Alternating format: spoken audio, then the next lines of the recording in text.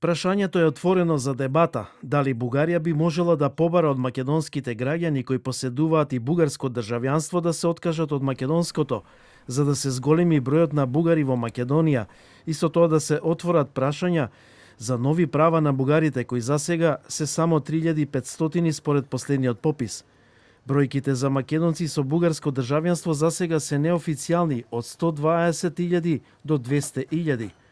Од тука се отвора клучното прашање кои се правата и обврските што произлегуваат од двојното државјанство, во случајов со бугарско, иако може да се аплицираат и на други земји.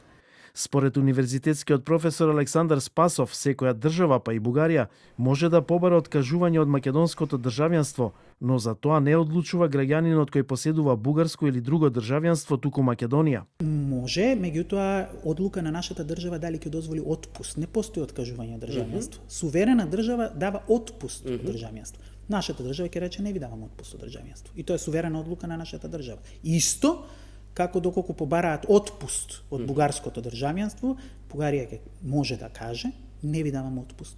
Спасов објаснува дека лицата кои имаат бугарско државјанство покрај привилегиите што ги носи членството во Европската унија, имаат и законски обврски кон бугарската држава, како и кон сите други држави доколку поседуваат нивен пасош.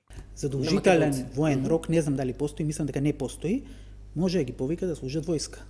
Како пример, Спасов посочува дека доколку во иднина Бугарија воведе задолжителна воена служба, како што тоа го стори Хрватска, таквата обврска би можела да се однесува и на македонците кои имаат бугарско државјанство во согласно со бугарското законодавство. Тој додава дека бугарските државјани подлежат и на законите кои се однесуваат на говор на омраза, навреда или други кривични дела предвидени со бугарското законодавство, доколку за тоа постои законска основа и надлежност.